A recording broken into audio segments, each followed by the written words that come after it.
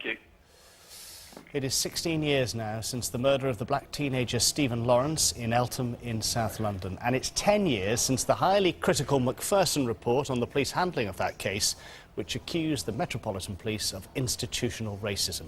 This week I went to meet Stephen's mother, Doreen Lawrence, at the centre that's been set up in his name. It's to help disadvantaged young people get training and mentoring. I asked her about her hopes for her son's legacy and whether race relations have improved since 1993.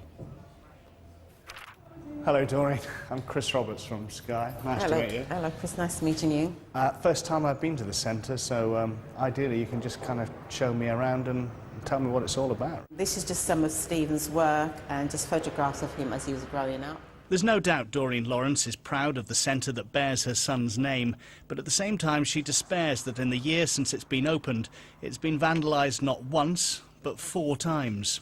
So, in the 16 years since Stephen's murder by racist thugs was investigated by police officers she accuses of being racist themselves, where are we now? Some things within the police, I'd say, have changed. There are times when I listen to some officers, you think, yeah, they really understand what it is that they need to do. And then when I speak to the public, you know, you think, my God, after how many years, you know, officers are still behaving in a negative way towards, especially towards the black community. And, you know, so that's really disappointing for me. But the tragedy of what you're saying is it took the murder of your son to get the police force to change. It took the murder of Stephen and it took the fight that we went through to make those changes, because other young men were killed before Stephen, and that didn't change how they investigated his murder.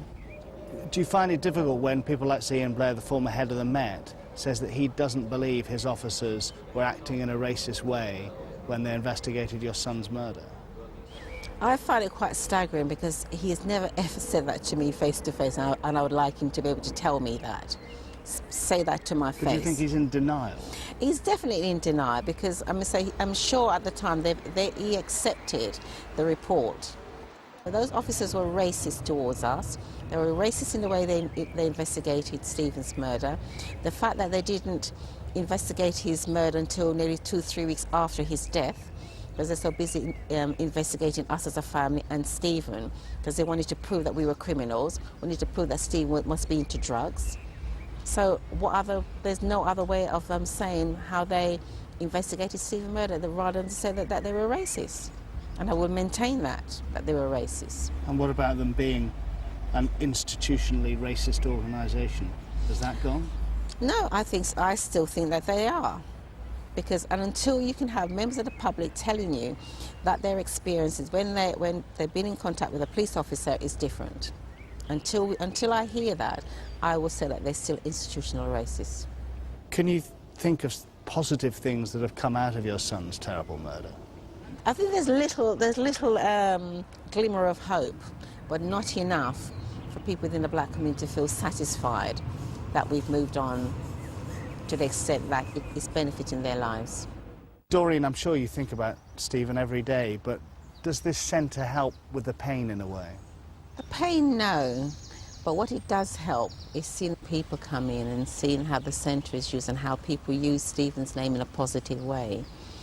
I think the pain will never go away, but having a building and I think having how people talk about it and how impressive it is, it's something that I am really, really pleased about. And Stephen will be more than chuffed to know that there's a building named after him.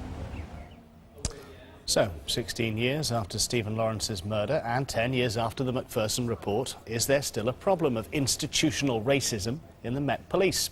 We're joined now from central London by Alfred John, chairman of the Metropolitan Black Police Association, and also Kit Malthouse, who's Deputy Mayor of London for Policing and Vice Chairman of the Metropolitan Police Authority. Morning to both of you, gentlemen. Morning. Good morning. Let's start with 16 years ago, shall we?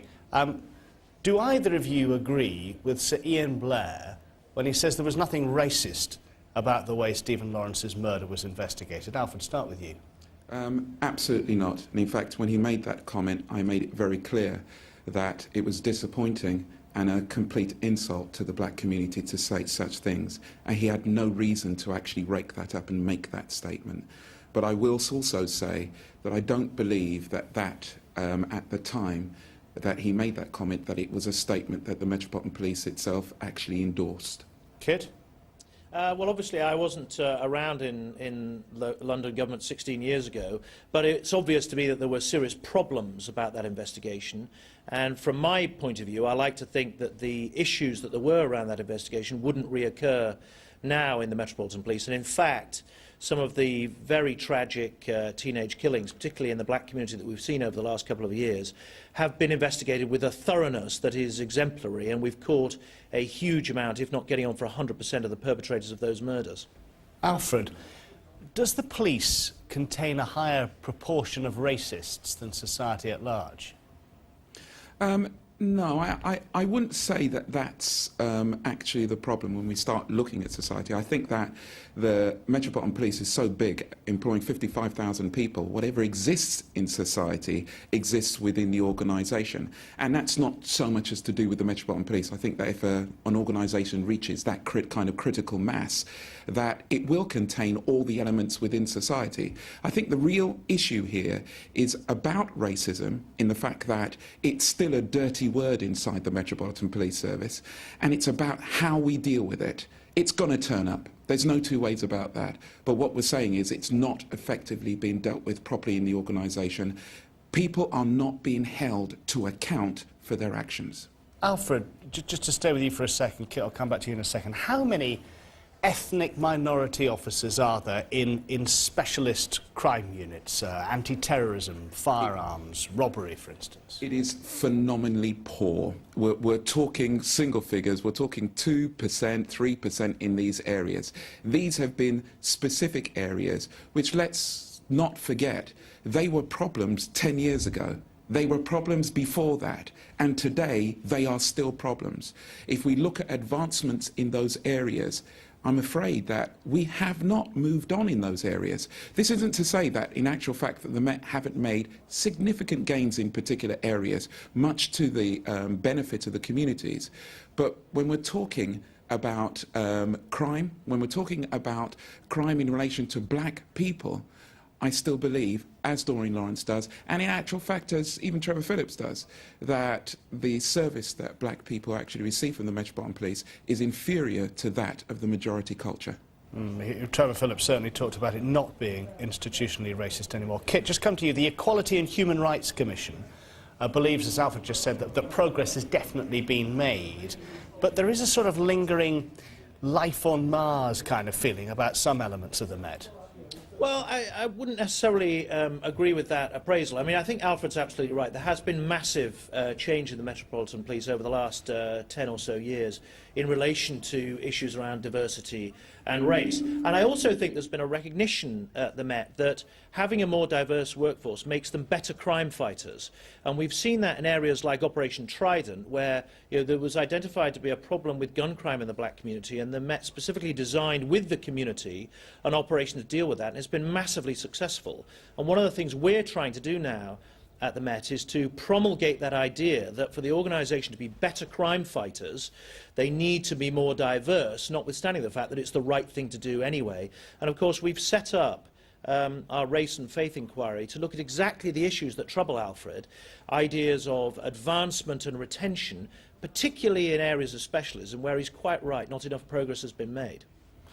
Gentlemen, we really could talk about this for half an hour or so, but haven't got the time today. Thank you for both of you for your thoughts. Good to talk to you both. Have a nice weekend. Thank you. You too. Thank you.